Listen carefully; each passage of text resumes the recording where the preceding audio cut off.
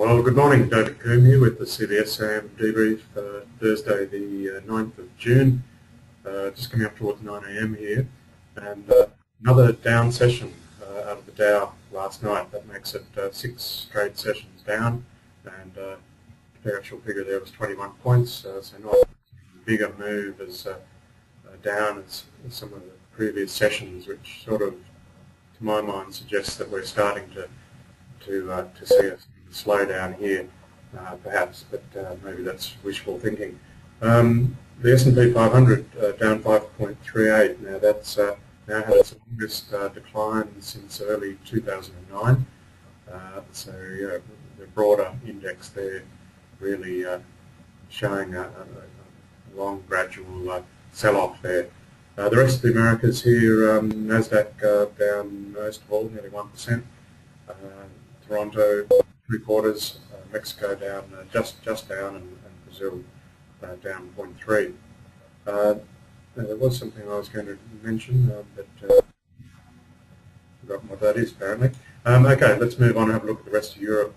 The Euro Stocks 50 down 0.8, FTSE down 0.95, CAC 0.88, and the DAX 0.61. So all in all, not very encouraging figures there out of Europe. In fact, everything there, including Stockholm, and I noticed that had quite a big move down the other day there. Not entirely sure what's causing that out of Sweden. Asia Pacific yesterday's close. The Nikkei ended up 6.51 up, the Hang Seng down 207, and the ASX 200 down just under 30 points there. At one stage it was looking a little bit stronger there, down only about 10 points, but ended up closing pretty much at its lows, if I recall correctly. Okay, the futures pointing for another 20-point move to the downside on the SPY here. The Hang Seng down 285 and the Nikkei down 30.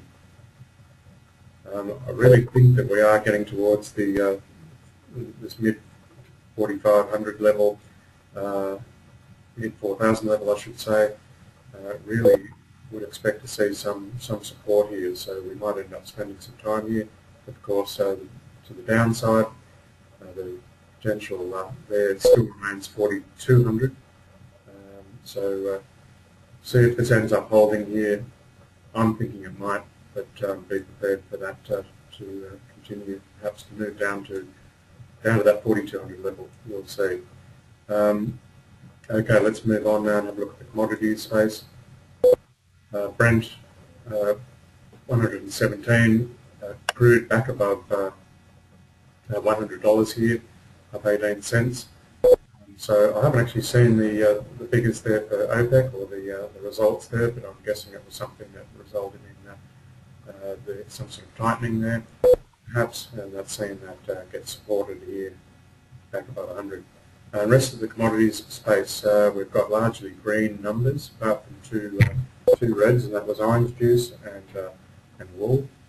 Big movers in the softs were corn up 3.73, wheat up 1.74, sugar 1.74 again, and cotton up 1.17, soy at 0.52, and lumber 1.8, and oats up 3.21%.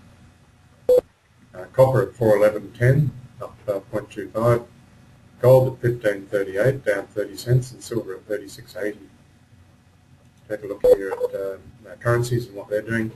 The euro is buying 1.4592 US dollars, the pound buying 1.6405, US dollar buying 97.9390, and the Aussie buying, the Aussie's buying 1.0635, so I have seen a move down there, because we had about a 1.07 handle on that yesterday.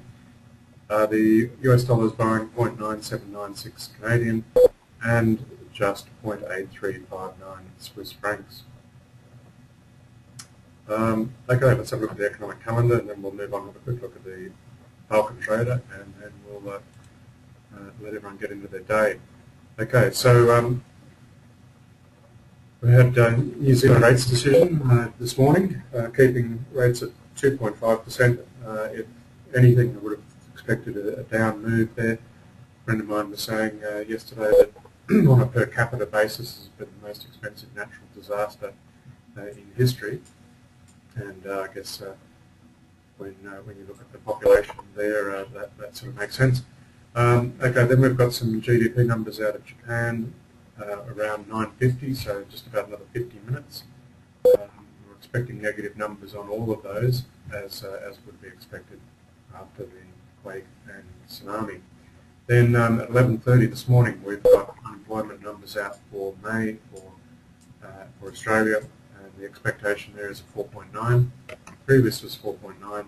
We are looking to add some numbers onto the employment, which is June of 25,000. Previously, we lost 22,000. Later on in the day there, we have some UK England rates decisions. Expectation is for them to keep things at 0.5. And that about rounds it out for important or significant data for Thursday. Going into tomorrow, we've got some Canadian numbers coming out on employment there as well, and that pretty much rounds out the week. Okay, we'll take a quick look here at the VectorVest for Australia. We've got 3 red lights again, and we've got very much the market timing indicator here, or market analysis indicator, suggesting that now is not a good time to be buying anything. But having said that, they do say if you do want to trade, it should be with a bias to the downside, and they have a strategy here excuse me one second, that is a short strategy. If anyone's interested in finding out more about that, please feel free to give me a call or send me an email, dc@commoditybroking.com.au or 82679-003. Happy to have a chat about the system here. Okay, finish up with the bulk trader here, see if there's anything that's of interest.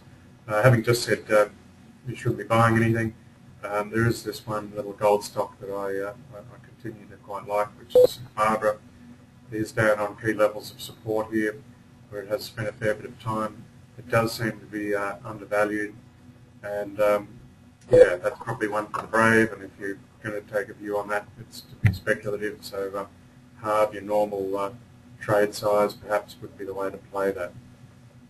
Some of the other gold stocks here that I follow, Kingsgate had quite a strong move up yesterday. They've had approval, the day before, that was Tuesday I think.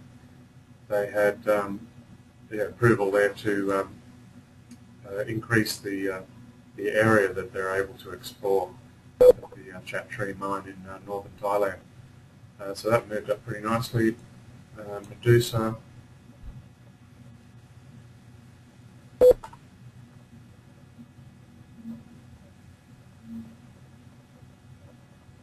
Okay, just bouncing off this $8 level here. It seems to be wanting to climb back up here. Not looking too bad either to my eye.